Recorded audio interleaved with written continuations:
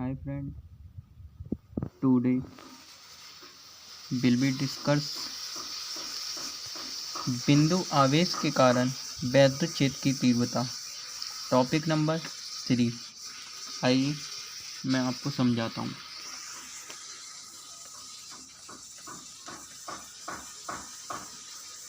Plus Q coulomb, ये बिंदु मान लेते हैं। इसका बिंदु का नाम बिंदु ओ दे देते हैं और बिंदु ओ से कुछ दूरी पर एक बिंदु पी रखा है जिसकी दूरी स्मॉल आर मान लेते हैं और इस पे Q0 कूलम आवेश मान लेते हैं और इस पर लगने वाला बल की दिशा के अनुदिश होगा।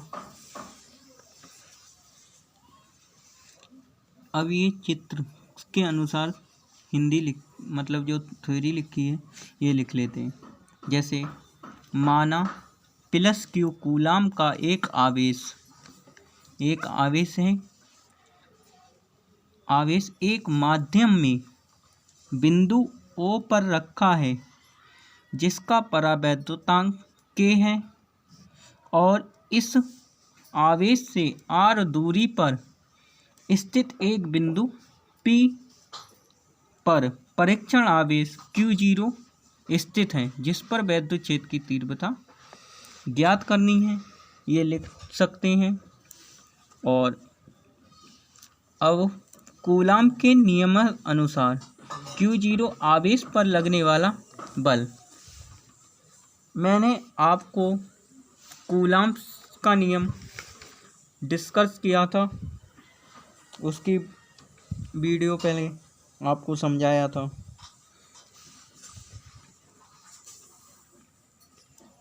कूलम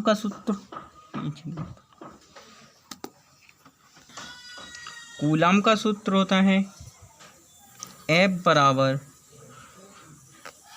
1/4 पाई एप्सिलॉन 0 के Q1 व Q2 अपॉन R²।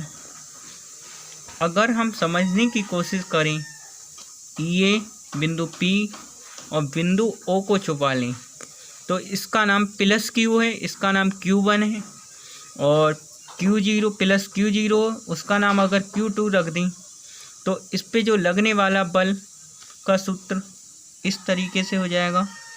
बल लगने वाला कूलम का F बराबर 4 पाई एप्सिलॉन 0 के Q1 के स्थान पे क्या है Q और Q2 के स्थान पे है Q0। दूरी स्मॉल r है तो इसलिए R² हो जाएगा इस तरीके से। F बराबर 1/4 पाई एप्सिलॉन 0 के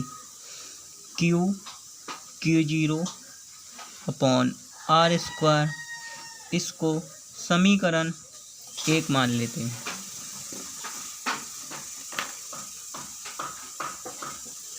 बिंदु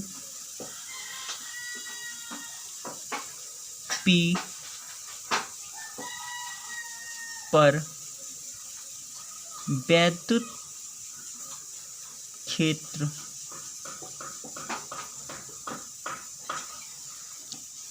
की तीव्रता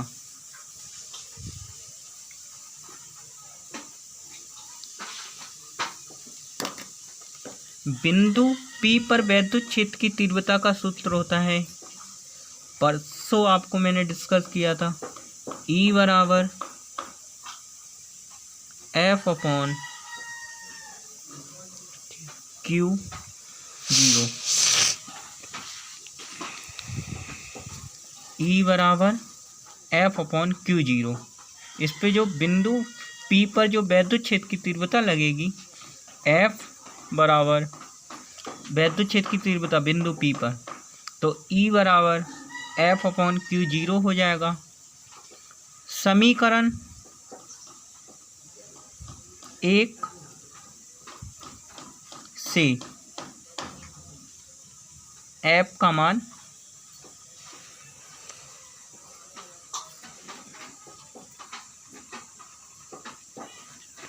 रखने पर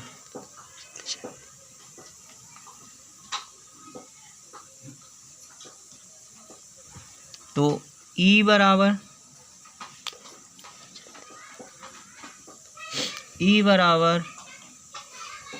अब f का मान समीकरण 1 से हमारा ये है 1/4πε0 के Q0 अपॉन R²।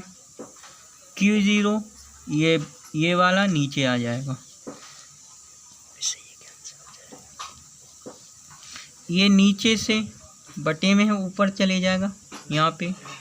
तो 1/4πε0 के R² और ये Q0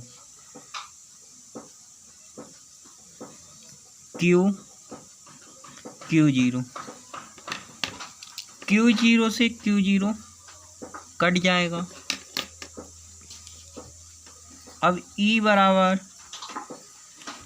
1/4πε0 के Q/R²।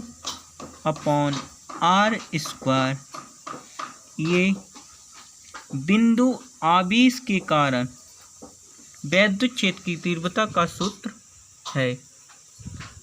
निर्वात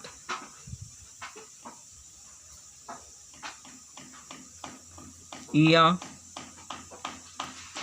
वायु में